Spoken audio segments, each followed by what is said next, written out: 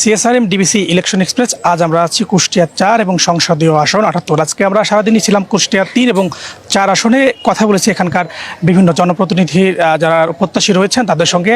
আজ আমাদের সঙ্গে যুক্ত আছেন কুমারখালী উপজেলার নায়েবে আমির আফজাল হোসেন। আমরা তার সঙ্গে একটু কথা বলবো। আফজাল হোসেন, আপনাকে স্বাগতম আমাদের ডিবিসি সিএসআরএম ইলেকশন এক্সপ্রেসে।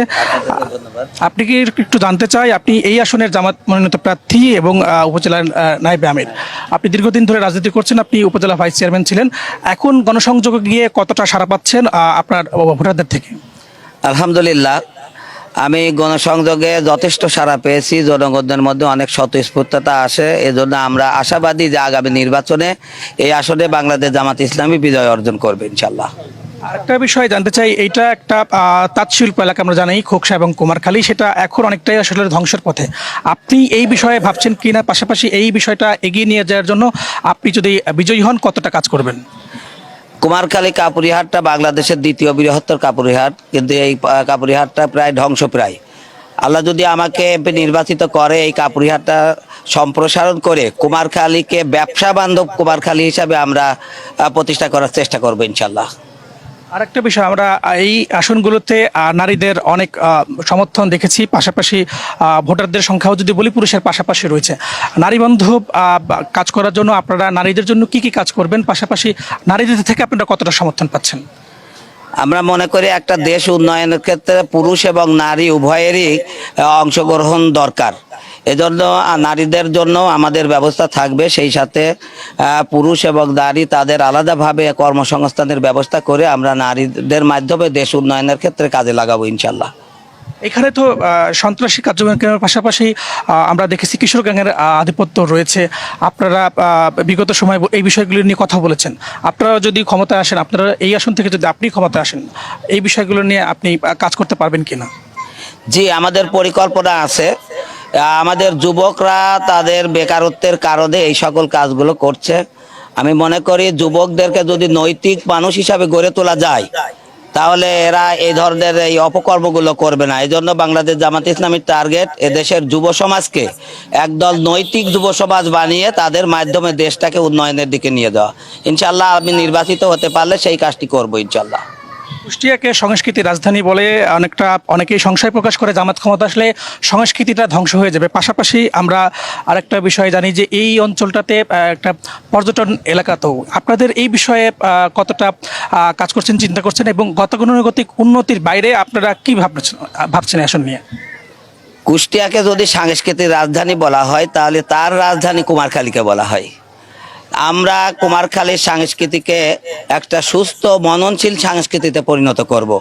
এখানে নোংরা সংস্কৃতি পরিহার করে একটা ইসলামী এবং সুস্থ সংস্কৃতির মাধ্যমে আমরা দেশবাসীকে এটা উপহার দেব যে অশ্লীল সংস্কৃতি থেকে ইসলামী সংস্কৃতিটা দেশের মানুষের জন্য অনেক উপকারী এবং নৈতিক মানুষ তৈরির ক্ষেত্রে এটা খুব কার্যকর ভূমিকা রাখবে। এই আসনটাতে বিএনপির একসময় আধিপত্য ছিল, তারপর আওয়ামী লীগ ছিল, আবার এখন বিএনপি তাদের দখলে নেওয়ার চেষ্টা করছে এবং তাদের একাধিক প্রার্থী রয়েছে। এটা আপনাদের এইটা সুযোগ হিসেবে দেখছেন কিনা? পাশাপাশি আপনারা আপনার জামাতের যারা রয়েছেন আপনারা তো শরিক হিসেবে যেতে পারেন, আপনাদের কতটা ভূমিকা রাখবে এই বিষয়টা? আসলে ওনাদের গ্রুপিং আছে, হয়তো থাকবে না। আমরা মনে করি মাঠে যেহেতু নেমেছি, আমাদের প্রতিদ্বন্দ্বী যারা তাদের সাথে নির্বাচন করেই আমরা বিজয়ী হব। সেই ক্ষেত্রে আমরা কারোর গ্রুপিং আছে এটা মনে করি না। আমরা মনে করি যে আমাদের জনগণের মন জয় করে বিজয় অর্জন করতে হবে এবং সেই ভূমিকা নিয়েই আমরা মাঠে আছি এবং আমরা ইনশাল্লাহ আশা করি কুমারখালী আসনটা জামাতে ইসলামী ব্যাপক ভোটে বিজয় হবে ইনশাল্লাহ। কৃষকদের জন্য আপনারা কি ভাবছেন? আমাদের কুমারখালীর অনেক জায়গায় প্রায় 30 থেকে 35% জায়গা হচ্ছে জলাবদ্ধতা আছে কৃষি জমিতে। আমরা যদি এখানে এমপি হতে পারি, তাহলে এই জলাবদ্ধতা নিরসন করে কৃষিকে এক ফসলি জমিগুলো থেকে 3 ফসলি জমিতে রূপান্তর করা হবে এবং কৃষির সকল ব্যবস্থাপনায় আধুনিকায়ন করে কৃষিকে আমরা আধুনিক কৃষি ব্যবস্থায় পরিণত করার চেষ্টা করবো ইনশাল্লাহ। এখন পর্যন্ত যতক্ষণ পর্যন্ত গিয়েছেন, আপনাদের জয়ের ব্যাপারে কতটা আশাবাদী আপনারা এই আসনে? আমরা মাঠে ময়দানে যা দেখেছি, মানুষের মধ্যে স্বতঃস্ফূর্ততা এবং এদেশের মানুষ পরিবর্তন চাই। সেই ক্ষেত্রে আমি মনে করি আমরা শতভাগ আশাবাদী যে আমরা এই আসনে বাংলাদেশ জামাত ইসলামী দাঁড়িপাল্লার বিজয় হবে ইনশাল্লাহ। ইনশাআল্লাহ। ধন্যবাদ আপনাকে আমাদের সঙ্গে যুক্ত থাকার জন্য। আমরা কথা বলছিলাম কুষ্টিয়া 4 আসনের কুমারখালী এবং খোকসা উপজেলা নিয়ে গঠিত। আমাদের সঙ্গে যুক্ত ছিলেন উপজেলা জামায়াতের নায়েবে আমির। তিনি বলছিলেন তার পরিকল্পনা সেই বিষয়গুলো নিয়ে।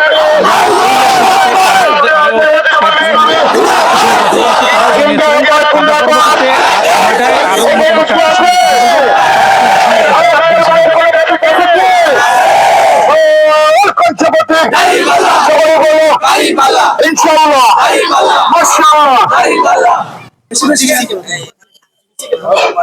বিবিসিকে ধন্যবাদ আমাদের আজকের এই সাক্ষাৎ গ্রহণ করার জন্য। বাংলাদেশ জামাত ইসলামী পক্ষ থেকে আপনাদেরকে অনেক ধন্যবাদ। নারায়ে তাকবীর।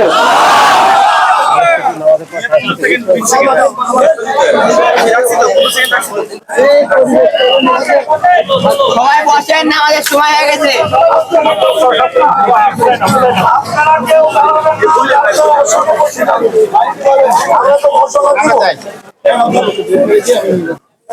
আপনারা কেউ শৃঙ্খলা করবেন না, কেউ বলবেন না, সবাই বসেন।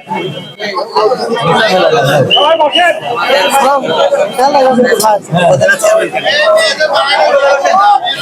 এই আপনারা গ্রাম বেরোয় বেরোয় যান।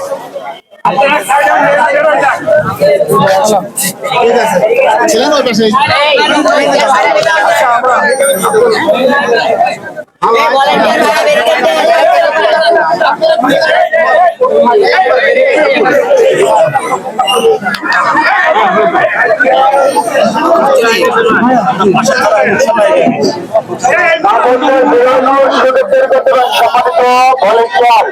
যারা আছেন তারা প্রত্যেকেই আপনাদের নিজ নিজ ডিউটিকে পালন করবেন, তাদেরকে সুন্দরভাবে বেরিয়ে যেতে সহায়তা করবেন। একটু আস্তে আস্তে যাবেন,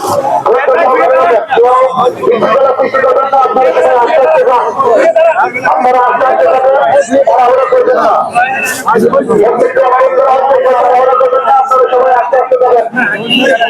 আমাদের যারা ভলেন্টিয়ার আছে আপনারা মা বোনদের বেরোনোর সুযোগ তৈরি করে দেবেন, তারপরে পুলিশে বাইরে যাবে। যারা ভলেন্টিয়ার আছেন মা বোনদের যাওয়ার সুযোগ তৈরি করে দেবেন, এরপরে পুলিশ বাইরে যাবে ইনশাল্লাহ।